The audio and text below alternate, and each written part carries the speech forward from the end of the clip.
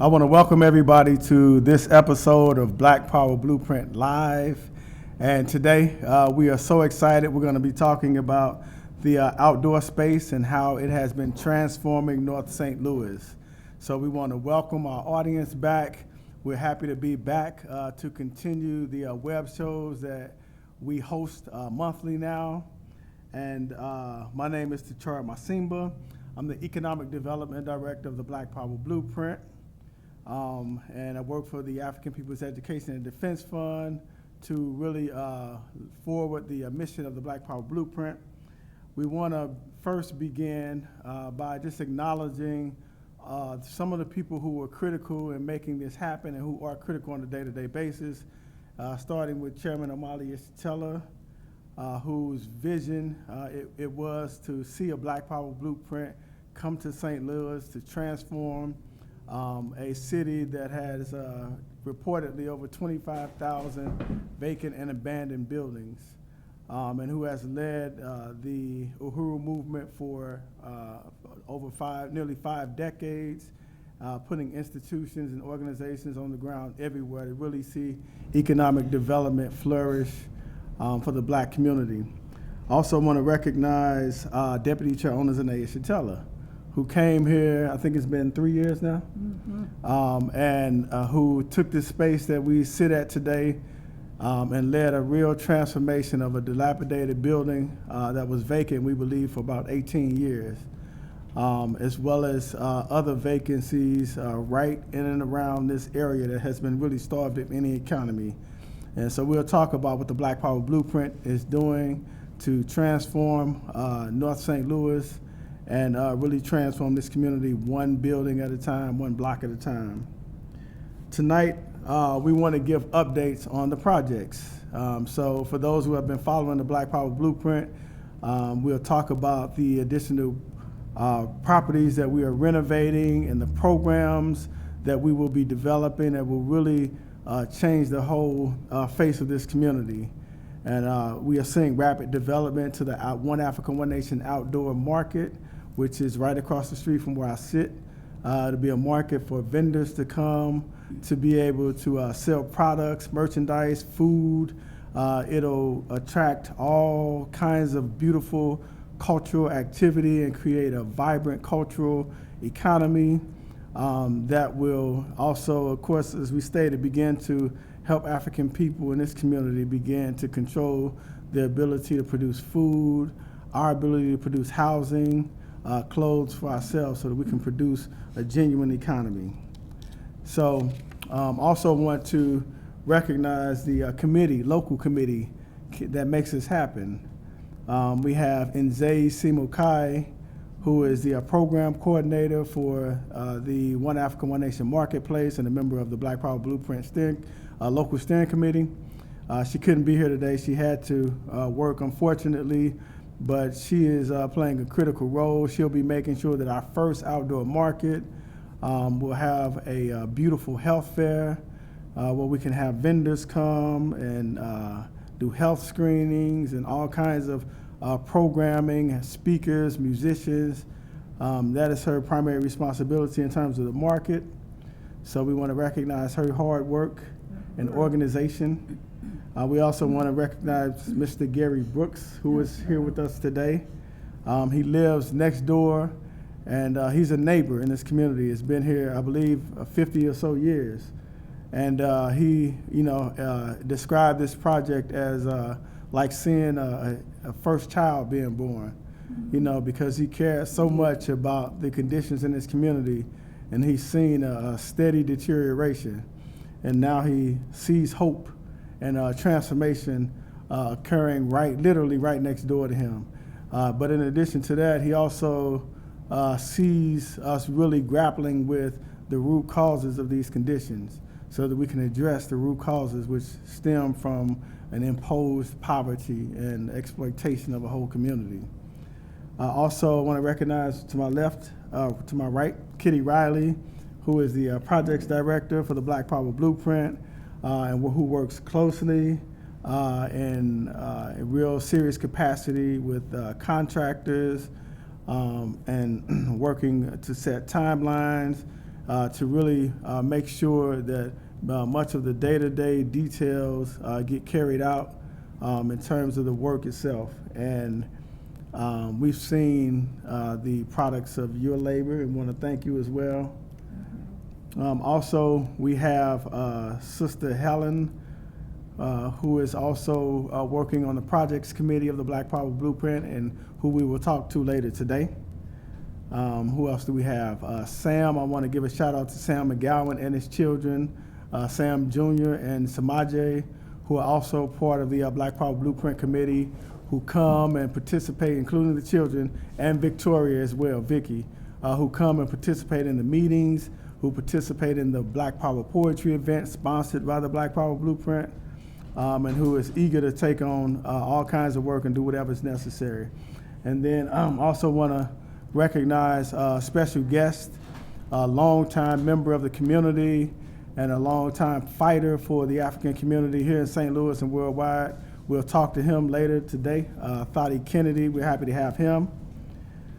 So at this moment, we want to just show some photos and a video of the outdoor event space. So we'll start off with some photos that kind of give, we want to start with the video, I'm being told, that shows the outdoor event space. And this is an interview that was done by Channel 4 News, KMOV St. Louis, with myself and Kitty Riley. And it gives you some background and it allows you to see some of the space that we are transforming. And you'll see the differences between the shots that are captured in the video and the progress we've made. So we're queuing that up now. And while we wait, did you want to add anything or just introduce yourself? Uhuru, well, thank you so much, Tichara. I do also want to salute Chairman Amalia Shatella and Deputy Chair Ona Zanaya Shatella for, creating the Black Power Blueprint, and also for making a reality the foundation of a liberated African economy, and for calling on the white community to give reparations as the only principled stand that we can have and relationship we can have to the African working class community. Uhuru. All right, Uhuru. So I'm told we have the photos up now. The video going now, okay? Well, slowly, St. Louis is chipping away at its blight. Tonight, a local nonprofit hopes to accelerate the process by turning blight into business. It's an unconventional approach that some believe can also cut crime. News 4's Ashley Lincoln reports tonight from North City.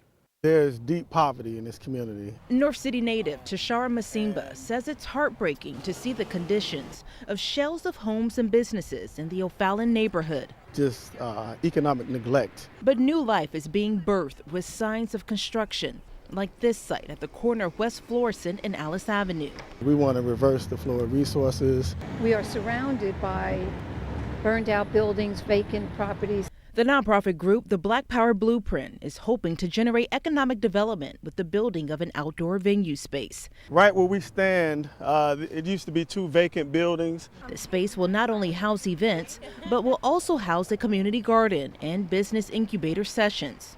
It's a really positive economic program. Organizers tell me they hope this project will address blighted areas like this building behind me. They say since the construction of this project, several new businesses have started to pop up along West Florissant. A barbershop and laundromat are in the process of opening. We've seen people purchase property and start putting fences up. We checked with the city and found in the O'Fallon neighborhood there are more than 400 vacant city-owned properties. In the neighboring College Hill area, there are 481 properties, 312 in Penrose, and 536 vacant properties in the Fairgrounds neighborhood. Masimba says they can't get to them all, but they are hoping that by doing their part, it'll encourage new businesses to move into the area.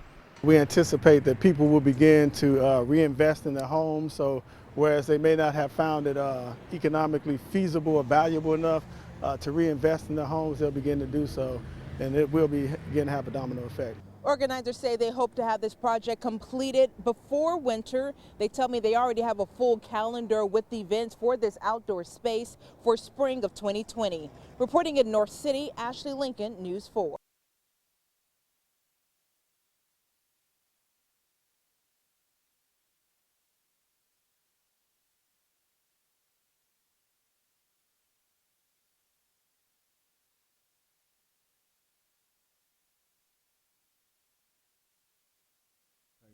just stand by while. Okay. All right. So, and do we have photos as well? Okay. So we also want to show photos, which will give you an opportunity to see some of the transformation and even see the transformation we've made since we first did that interview, which was, I believe, about a month, maybe 2 months at this point ago.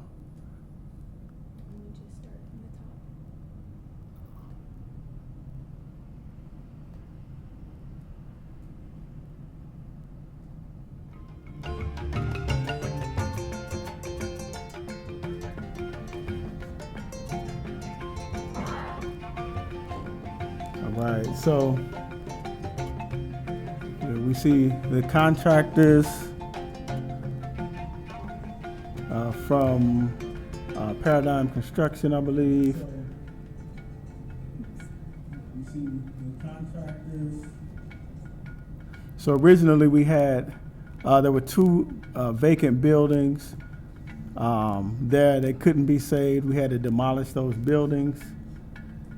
Thanks again to Paradigm Construction and our wonderful contractors who, leveled the space, filled in the basement with dirt, planted seed, and then began the work of pouring the concrete so that we could have a walkway. We want to recognize, the company that we work with to lay out the designs, and I'm going blank in terms of names, but we laid out the designs. The contractors began pouring the concrete, building the foundation for the stage, which is solid enough you could probably literally build a house on it.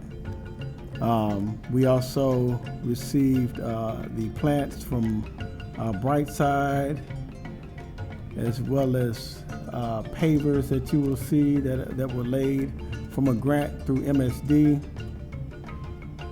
And so here you see one of the contractors, looks like he's cutting wood next to their shed.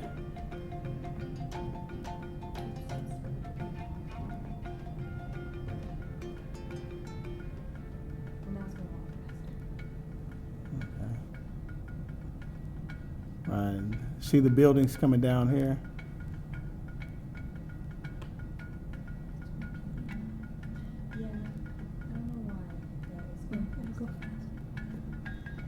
And unfortunately, while we were building the outdoor space, the building behind it caught fire.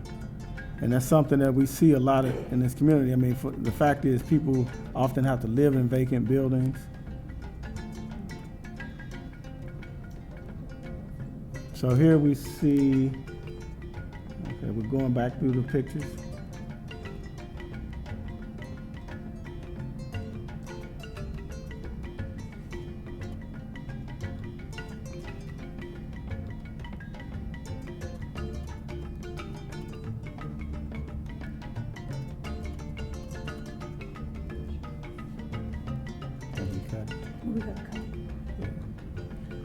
So yeah, welcome back. We hope you got a chance to see some of the transformation that occurred. And Kitty, you worked very closely in making this process happen. There's a lot that we didn't see. Can you kind of describe some of what we didn't see and some of the behind the scenes things?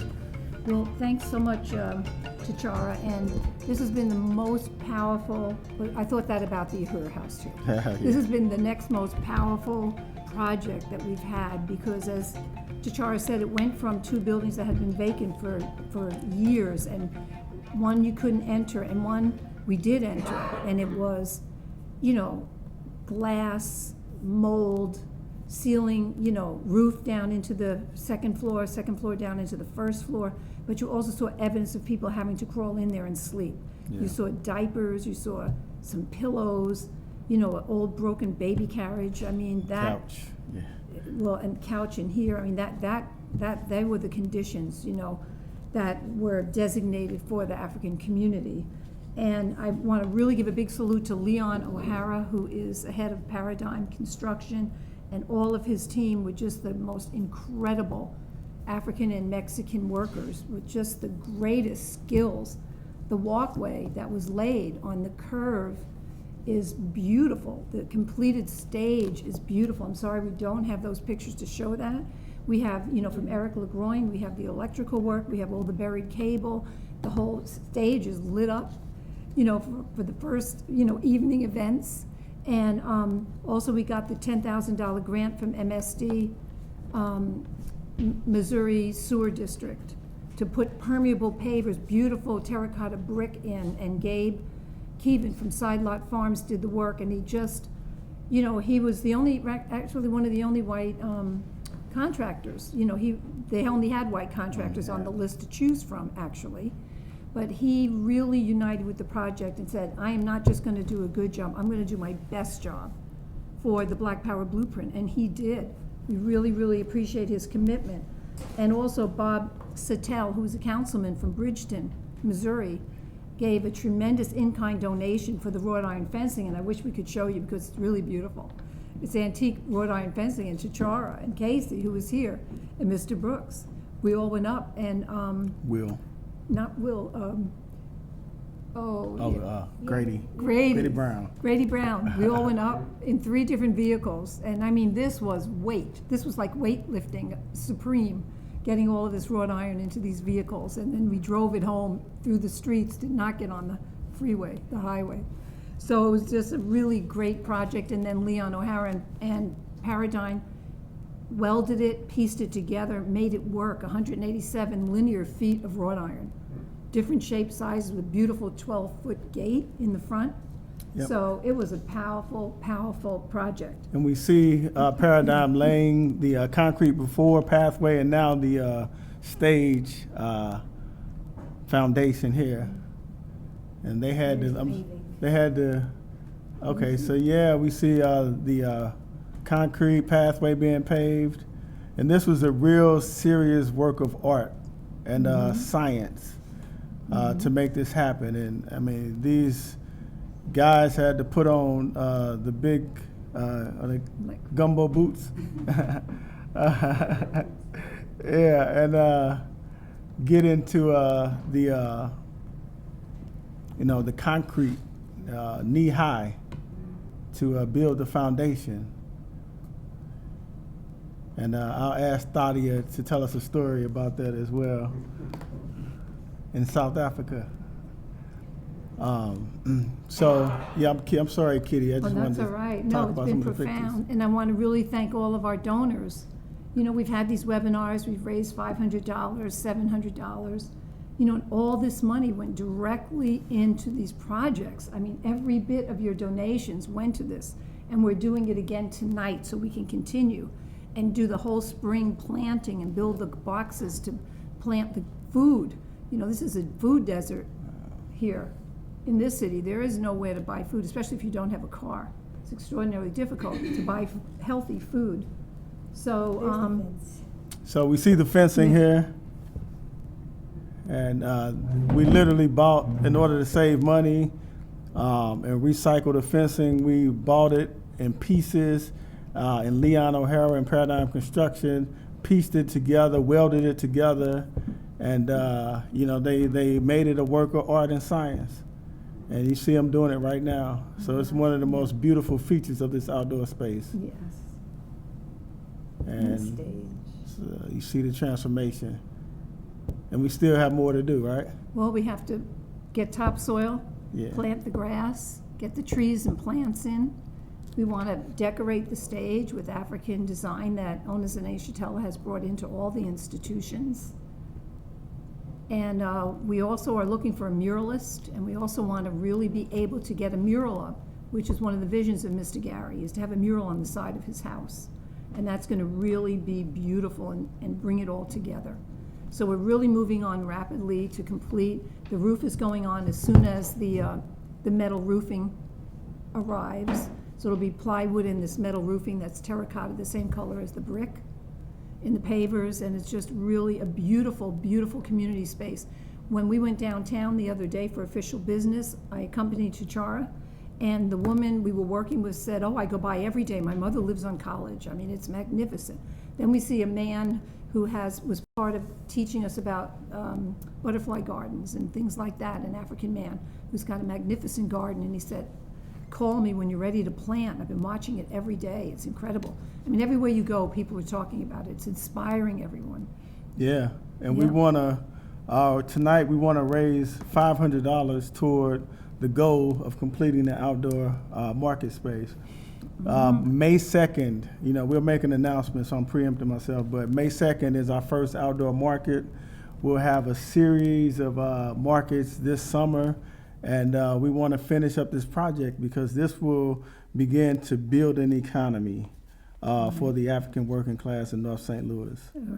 And it's an economy that does not exist right now. All of the resources are being extracted from this community, and we've seen the result of that for the last 5 generations. So we want to urge people to donate.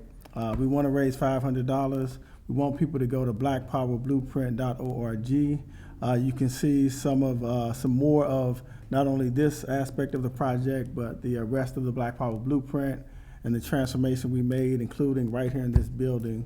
And you can see what you're donating to. So go to blackpowerblueprint.org. You look like you have something else. No. Okay. Good.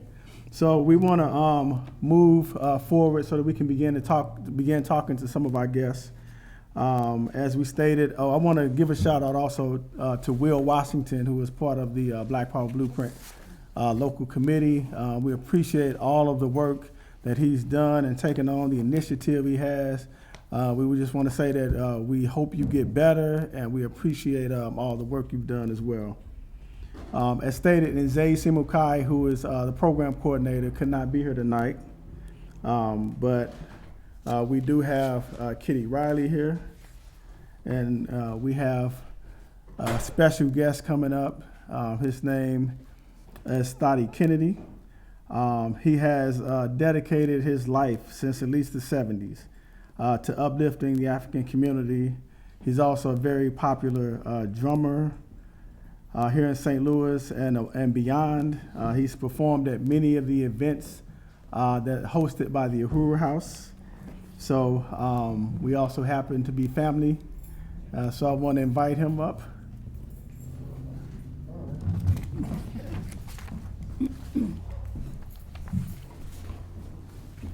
All right. Welcome. Okay. Uhuru. Uhuru. Yeah. So, Thadi, Yes, sir. how you doing today? I'm like $1,000. All right. You can share some of that with me too. Thank you. Yeah, So we just wanted to talk with you tonight. We know that you've been a long time organizer, for Black people in general.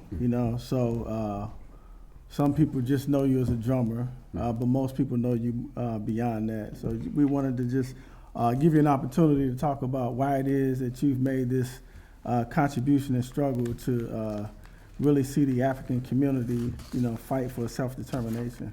Okay. Well, thank you very much. And I'd like to say thank you to Black Power Blueprint, everyone, for inviting me to come and speak on this. And Uhuru, everybody. Uhuru. All righty. Hey, how you doing? Good to see you. Uhuru. Okay. I guess my family. My father was from East St. Louis. He was born in 1910, and he was 7 years old during the race riot in East St. Louis, which was devastated our family over there. And just growing up in a household with him. He was also an alderman for 20 years until his death, from 1967 until he transitioned. He'd always been a very social and political person, very active in that. That was something he passed on to the entire family. He was also a union organizer in the South in the 1930s. Oh, wow. My mother, Frances Kennedy, Frances Kennedy, she comes from a whole power play of our ancestors who came to this area, went to the United States from Haiti. And she's just been very political. We've had we've had in our family a legacy of activism, and it just shot through everybody. From my eldest brother, Ronald. He would, if he was still living, he'd be 79 this year. And to my twin brother and I, we're the youngest. We're 65 years young come May. Yeah. And, Happy early birthday. Well, thank you. And you can give me something later. And we've just been around with that. For me personally, when was I? I guess I was 15. Well, for me, my middle sister, and all of my brothers and sisters were involved in something. My elder sister, who is now 77, I'm sorry, was involved with CORE, Congress of Racial Equality. My eldest brother was with the Black Nationalist Party.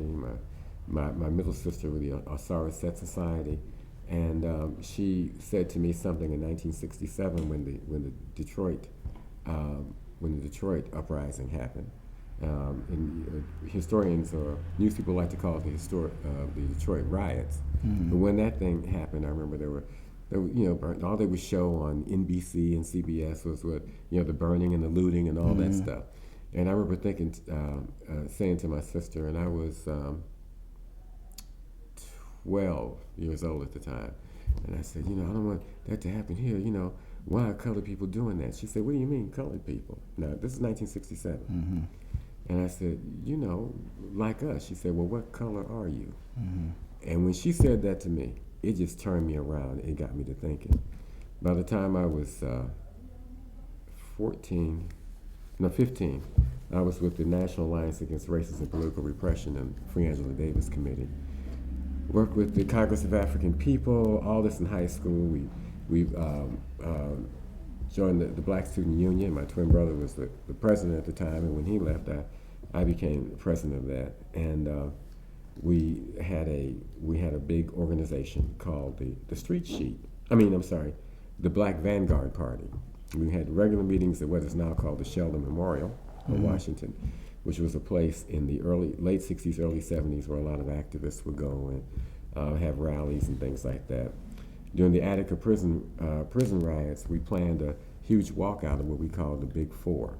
And these were the 4 black high schools: Beaumont, Sumner, Soldan, and Vashon. And we were students at Vashon High School, and we kind of led that.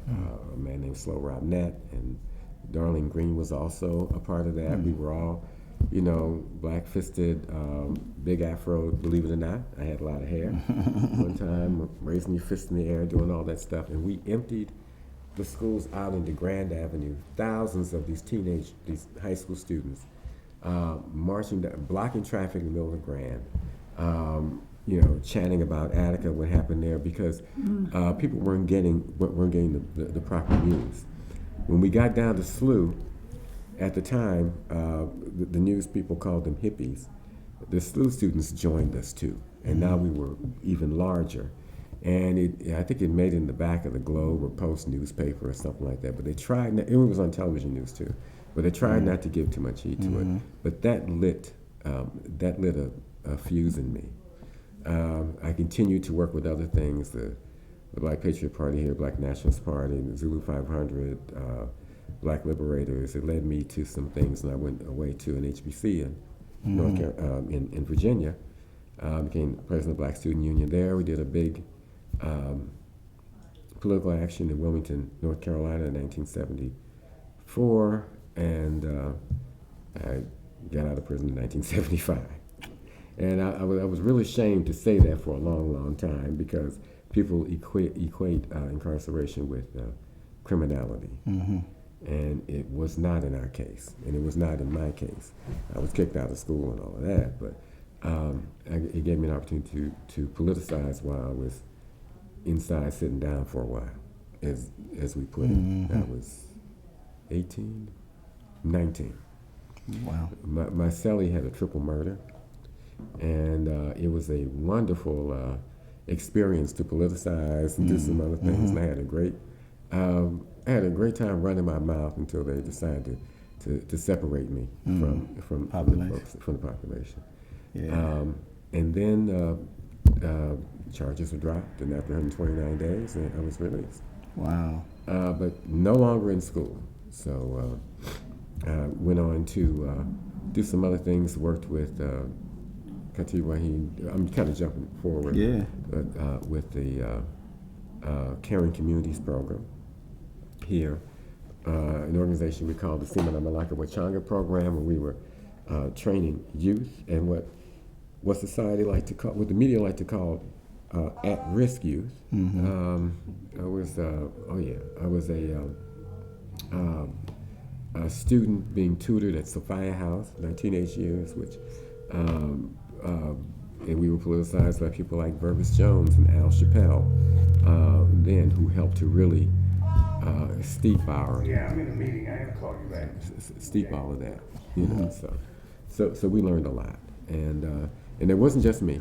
There were a lot of us, but it wasn't just that, but a lot of different things.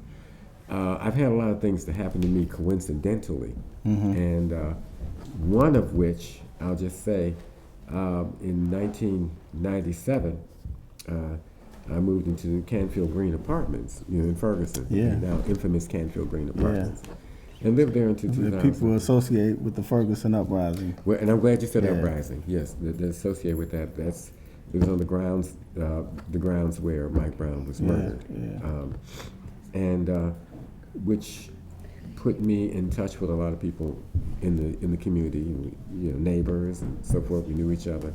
So when the uprising happened, I was right there, and it helped to motivate me further, because there was a point in my life after doing all of this in the early 1970s that it seemed that nobody cared anymore. Everybody was they were doing other things, and we got into the very selfish capitalistic view of me, myself, and I, and particularly a younger generation, I thought. When the uprising happened in Ferguson, it really breathed some life back into me. Very good. And that's that happened, and then in Peterham, in the Uhuru House right here in my community, another coincidental kind of thing. Yeah, so that's my next question. Right. So it all just kind of happened that way. And I know I'm skipping around. Yeah, I appreciate that, and I mean, I know you can't sum up, 65 years in 6.5 minutes. Not yet. 65 in May. 64 64, yeah. 64 and 3/4. That's right. The youngest of my brothers and sisters. Wow. My family has been coincidental as well, as just being my cousin here. And that is during the Fairground Park riot in 1949. It started in the swimming pool because they didn't want colored kids swimming in the swimming pool with white kids. This entire community was white at that time, and I was not around in '49, but my brothers and sisters were, and as well as cousins. My cousin Ronald Stewart, he has since transitioned and passed on, but he was that kid in the pool that got into a fight with the other kids and with the authorities, and it just got bigger and bigger, and there was this huge riot on Natural Bridge, which helped to change the geographical and political landscape of racial St. Louis. There was a time, and just knowing the history, I became a kind of an armchair historian. In the city of St. Louis, there was an area that they called the Black Valley, and that was the turn of the 20th century, so 1900 and so forth. As I said, my father was born in 1910, and the stories about Stagger Lee and Frankie and Johnny were actually based on truth. Both, Billy Lyons, who Stagger Lee supposedly shot at a card game, died at the St. Mary's Infirmary Hospital that would allow, at that time, Negro patients. And my middle sister was born there as well. Johnny, which wasn't his real name, shot by Frankie, which wasn't her real name, also died at the St. Mary's Infirmary on Papin Street. That whole area was a black neighborhood before there was a Union Station. And the streets had names like Wash Street and Division and other names that were in that area. Annie Malone's, one of her students, the black hair care woman, they said that she was the first black millionaire. What's her name? Somebody help us out. Oh my goodness, and I cannot think of her name right now. Madam C.J. Walker.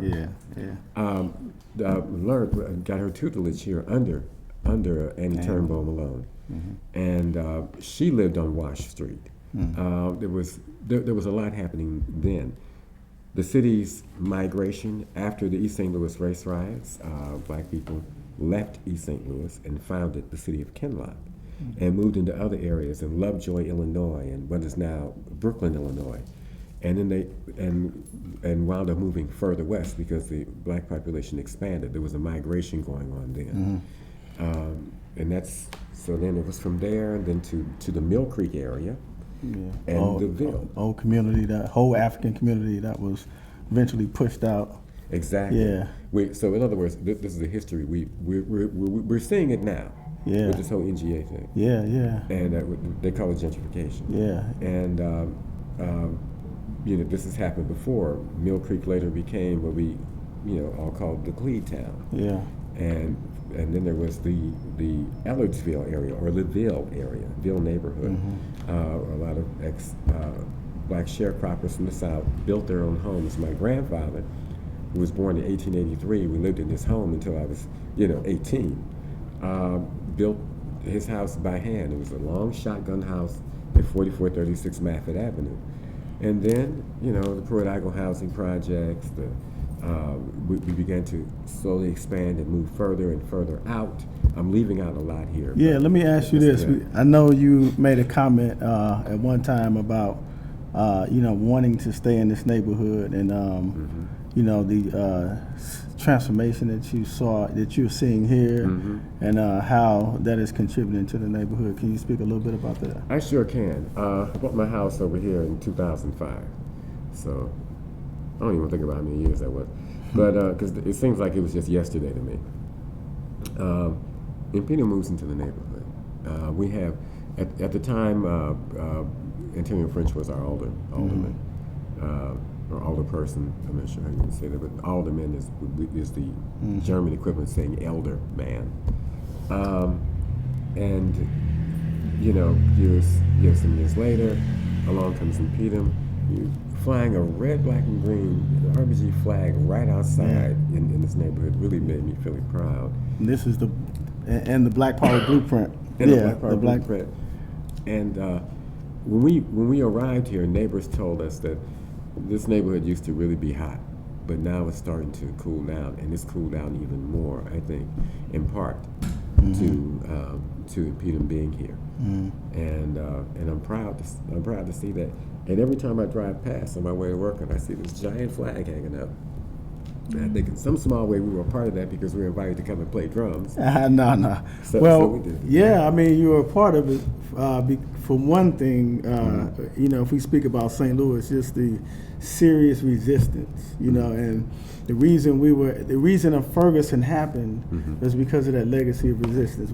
Even if people don't know, the uprising that we saw in Ferguson, it was not something that was unique, and it didn't just spring from nowhere. It was part of a whole legacy of resistance, and black people always possess a pinned-up desire to be free. And during moments where we can become politicized and we can begin to understand our conditions in the real way, then you see that manifest. And so we are here largely because of the work that you have done, your family has done, and other Africans before us. If I may? Yes. And yes, plenty before me. Ivory Perry, Percy Green, Norman Say, Al Chappelle. There were a lot of people, and I'm not even mentioning the women right now. Carmelita Marr, a lot of people who did things here 40 and 50 years ago, 50 plus years ago. They helped, whose shoulders that we stand on. So definitely that was definitely a part of it, and it helped to kind of make me an armchair historian too. You're more than that. Yeah, it's just that's I see the ebb and flow of the city and what's happening with it, and a lot of the younger people. I gave a talk yesterday and today. I work at a community center now called the Youth and Family Center. And at Black History Talk, when I asked the children, you've heard of Homer Phillips Hospital, but did you know who the man was? Homer Gilliam Phillips, and he was a civil rights attorney in the 1930s, who was assassinated at the corner of Albert and Delmar while he waited on the streetcar to go to his office. He sued the city to get a hospital open for black people. I didn't know that. I was born there. You were born there? Yeah, I think it was closed the year I was born, about 78. Yes, it was. Yeah. And there was a big, we were there protesting that. There was a lot going on. But I'll tell you, in a way. Let me, if I can, pause you for a second. We want to recognize some donors who have begun to donate money. Maybe they were inspired by. Yeah. Yeah. I just want to read them and just so appreciate the really rich history of the African community here and the resistance of the African community here. And obviously the audience is appreciating it as well as seeing the projects, and the photos of the projects that Casey put forward. Really inspiring. Well, James Green is a donor who donated a few hours ago from St. Louis Health Organization that's going to be contacted for the first market May 2nd in the health fair.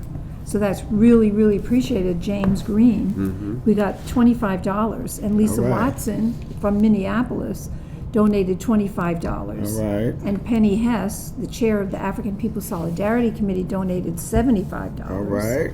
Then Ruby Gillison from Philadelphia donated $25. All right. Then Allison Haney from Philadelphia didn't want to be left out. She donated $25. All right. Yejide Orinmila, who is the president of the African National Women's Organization, donated $10. Yeah.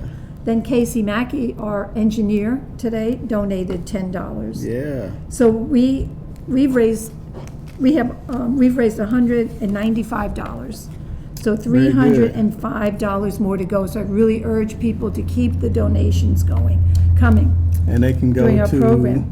blackpowerblueprint.org.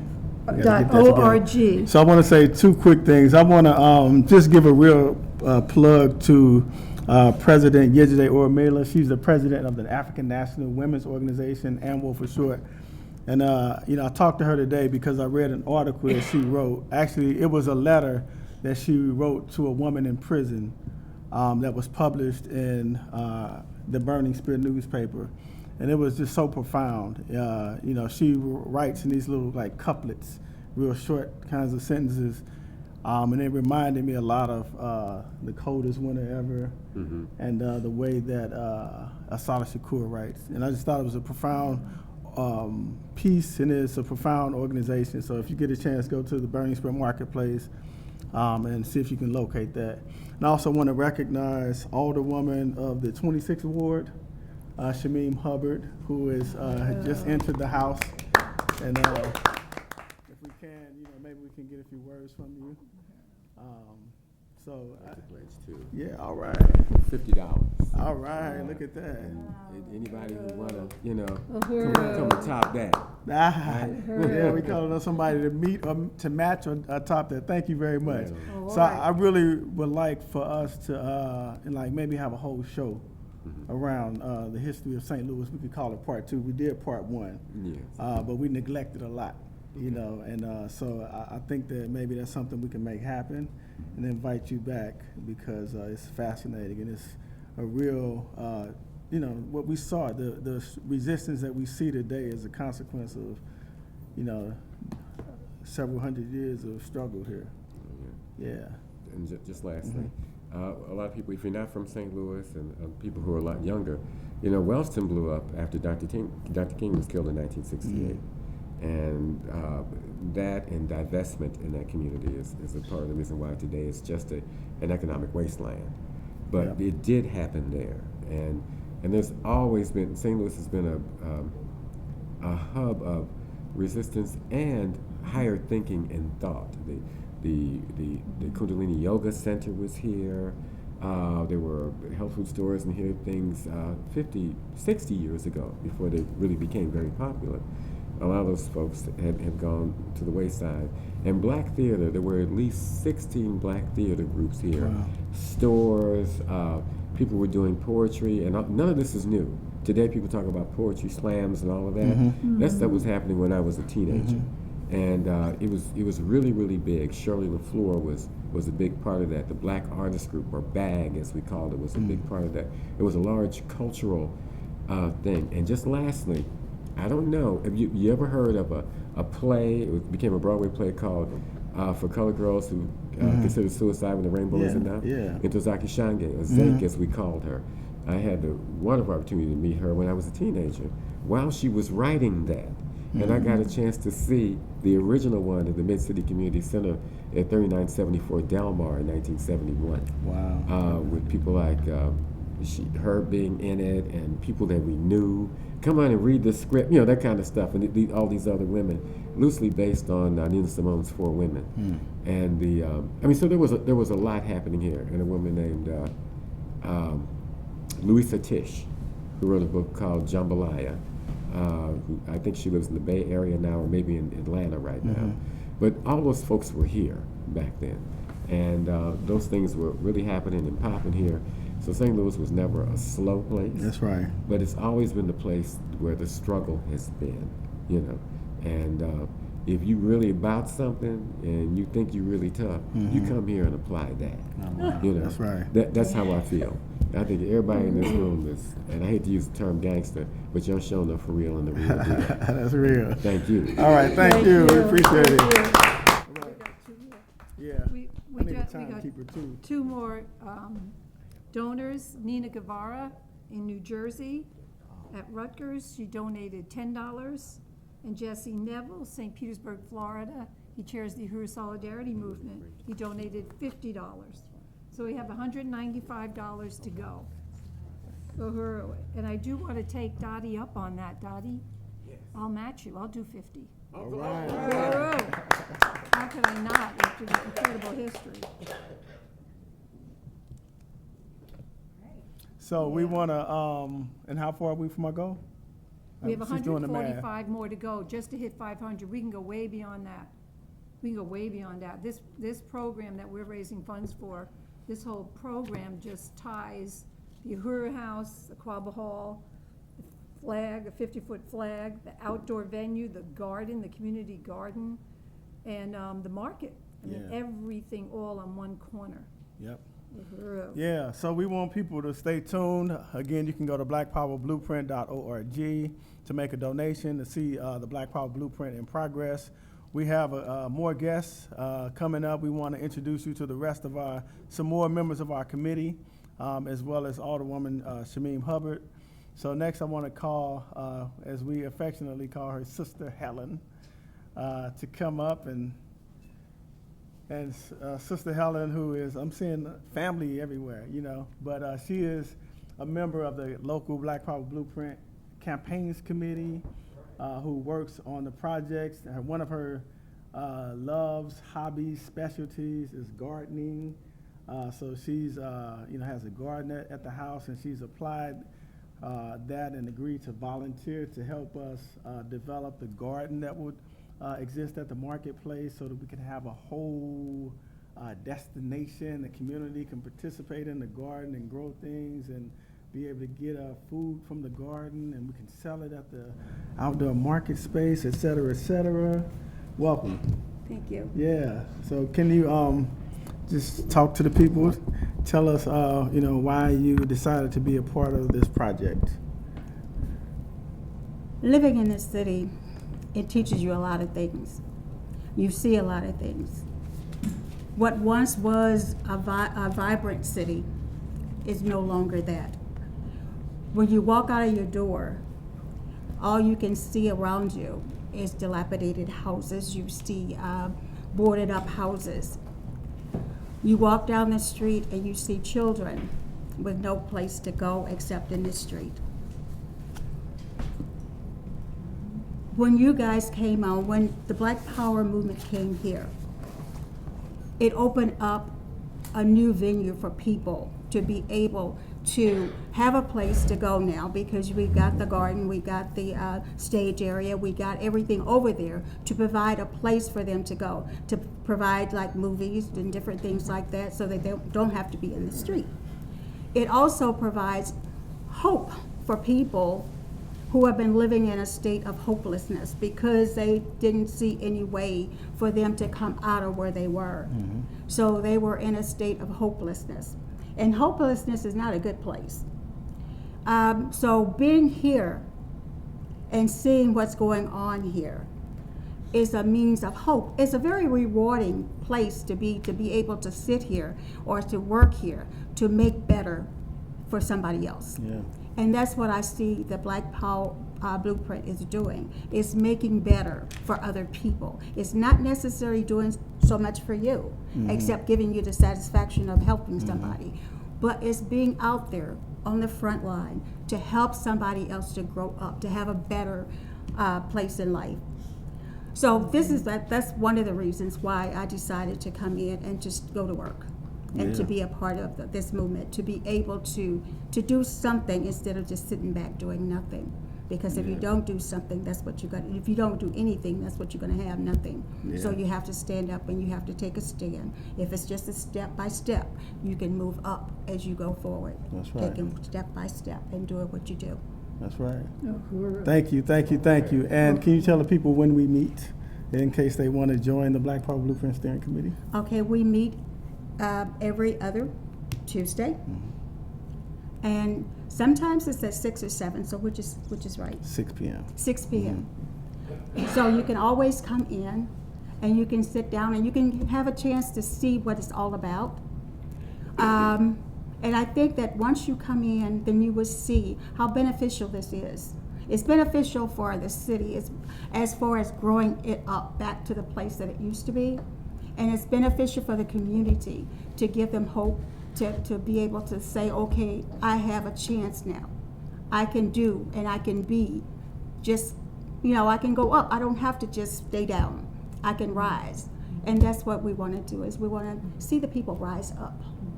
Yeah, thank you very much. Uhuru. All right. We got more good news? We got more good news. Yeah, we just want to thank Sister Helen again. Thank you. She's an integral part of the Black Power Blueprint Committee, making this work happen. Thank you. Uhuru, and I just want to salute Helen as well, who also joined, the Africans One Blue Stone donor campaign to begin really, appreciating and thanking donors. So that's really valuable, and we've got so many. Right now, Susan Mortimer from Arlington, Massachusetts, donated $20. Right. Maureen Wagner from Oakland, California, donated $100. All right. Janice Cant from St. Petersburg, Florida, donated $25. All right. Both of them really key volunteers with Black Star Industries, Uhuru Foods and Pies. So, not to get anybody spoiled, but we hit our $500 goal, but we just got another donation. I have 2 more. People are really inspired by everyone. Jackson Hollingsworth, $5. Janet Van Fleet, $50. Jackson is from St. Petersburg. Janet Van Fleet, if I'm correct, is from Seattle, Washington. Yes, she is. It says so right here. So that's another $55. So we're at 555, and let's keep going. Reparations is what we are about and what we need to be doing. Keep this resources going. This is what we're supposed to be doing. It's not charity. It's acknowledging the fact that all the resources we sit on in the white community, create social wealth, is stolen from African people, point blank. Every single one of us sit on a pedestal that's based on the oppression of African people. You take all the money out of North, when Northside became African, you take all the money, you let these buildings rot for 30 years and 40 years. You build up Central West End. We've got Whole Foods. We've got Active Cafe Life. We've got the Del Mar Loop, et cetera, et cetera. So we live in communities of social wealth irregardless of what we're born into. That's our community. We know that 30% of the African community in North St. Louis is living on $5 a day after taxes. That's 30% of the community. this market is a path road to economic development, as Tachara was saying. So I applaud you guys. I want people to keep on going with the donations. Uhuru. Let's keep going. Uhuru. Keep it going. So without further ado, we have a surprise guest in the house, and we would like for Alderwoman Shamim Hubbard, and of the, I believe, 26th Ward. She'll correct me if I'm wrong. So let's welcome her. All right, welcome. Thank you. So we're happy that you made it out. We were expecting to hear from you at some point, but didn't know you were coming. So this is a welcome surprise. Okay. Yeah. So we don't have anything formally planned, but just tell us, who you are, in terms of your relationship to the community. How that came about for you, and then how you wound up here today. Okay, my name is Shamim Clark Hubbard. I'm Alderwoman in the 26th Ward in the city of St. Louis. It's kind of like the west end of the city. My home ward is the 4th Ward, which is the Ville Ward. Okay. The reason that's my home ward is because my grandfather, Joseph Clark Sr., was alderman there from 1963 to 1973. And when he left that position, he became the first African-American director of public safety for the city of St. Louis, among other things. And in his retirement, he started Self-Help Housing Corporation. At that time, the unions were not accepting African-Americans. So he would pick up brothers and sisters off the corner, teach them the trade, carpentry trade, plumbing trade, electrical trade, and they built houses in the Ville area, the 4th Ward, that are still standing today, people live in. I'm just giving you a snapshot of where I was grounded and rooted into politics and into civic politics, giving back to my community that way. What got me here today, amongst the flag, like everybody else said, and the inspiration that it gives, I did see on Facebook about this event, and actually, I'm be honest, I must didn't read enough into it because I didn't know it was an event like this. I didn't know what I was coming to. I just saw the time and the place, and I knew when I finished up what I was doing that I might be able to make it in time, and I flew right over here, and I'm so glad I did. It's kind of like research because tomorrow I'm having a public conversation as a freshman alderman to a senior alderman now, retired alderman, his brother, Honorable Terry Kennedy, who's an amazing historian like you are as well.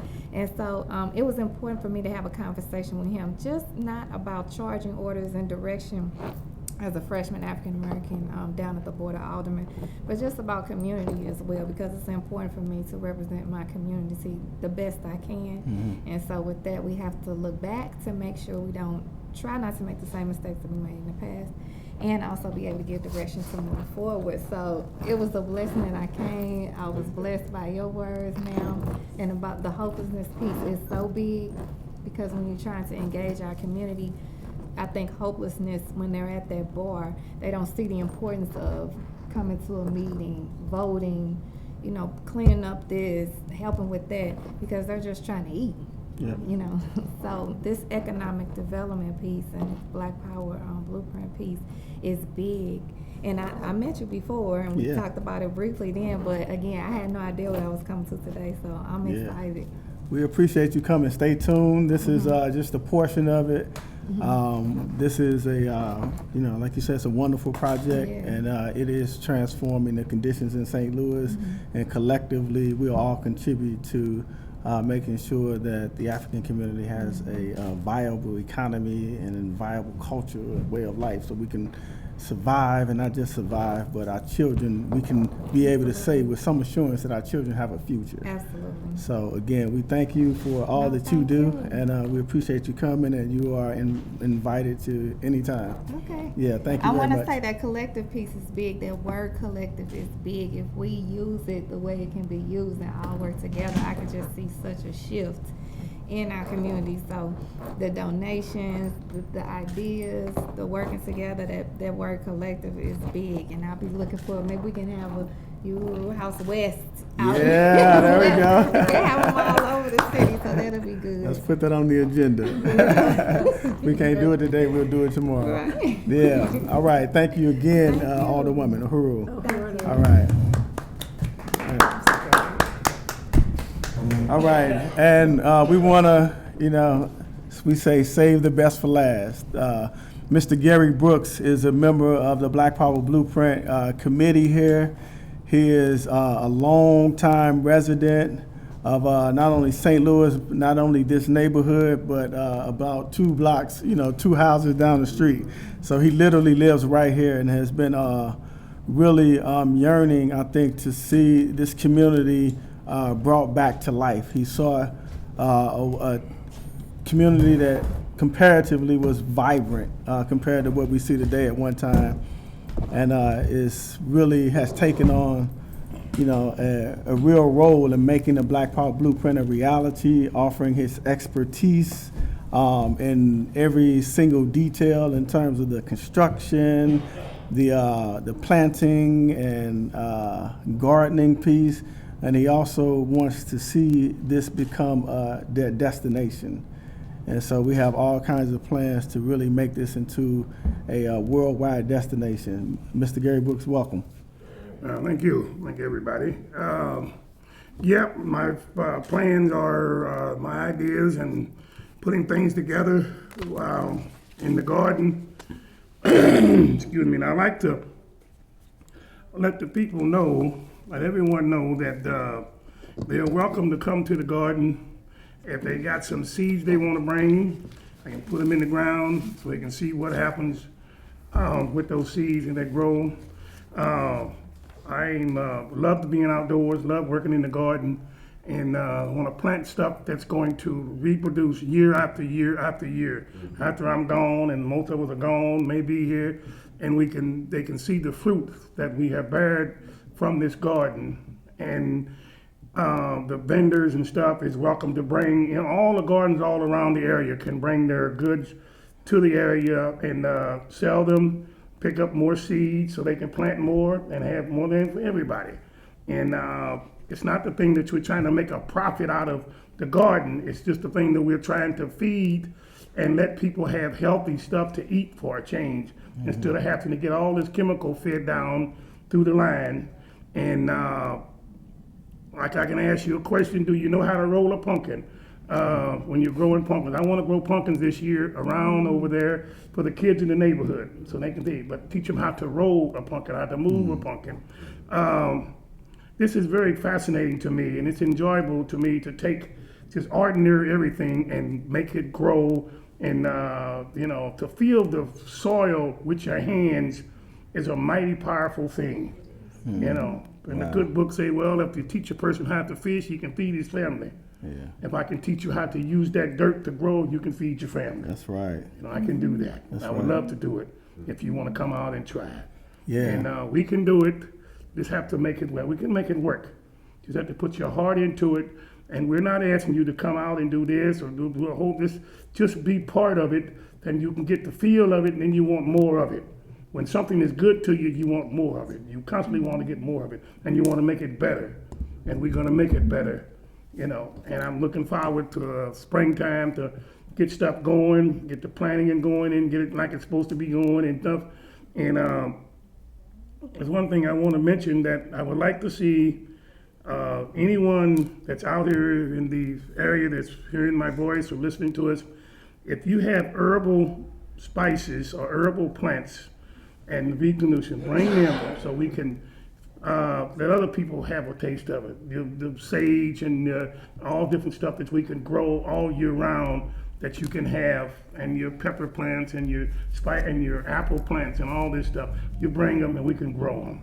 We got enough space there to do it, and then maybe now we go a little bit bigger next time. So let's work with what it is there now. Looking forward to seeing everybody when the springtime comes. You want some questions you want to ask me? Or Well, we appreciate that. We really will have to pick this conversation up because there's so much that we left out. We know that if you can be brief about, just talk about some of the themes that you want to see and some of the things that you want to see to make this into a destination place. Yeah, well, to make it a destination, I want to be able to see the whole community and all around come to any event that's going on out here. When we having something going on, don't be afraid to come and participate in it. And I want to see that. That's important to me, because I can remember when we weren't able to do this, and now that we're able to do it. So let's enjoy it. Let's do it, and look forward to making this a destination point to where you can come. If there's something wrong or something's not right, there's always be someone here that you can come and sit and talk with, get an understanding, or somebody's shoulder to lean on. If you need a heart, or arm, or shoulder to lean on to cry, come here. You know, somebody will, you can knock on my door 24/7. If I'm home, you can come in and sit down. I'll get you a cup of coffee or a glass of water. You know what I mean? The door is open. I'm not shutting nobody out, no matter where you come from or what you're doing. You know, and that could be a destination that you know there's some place to come. You know, when we were growing up, the church door never was locked. You could go to that thing 24/7. If you was hungry, somebody would bring you a bowl of soup in there. Somebody was cooking something.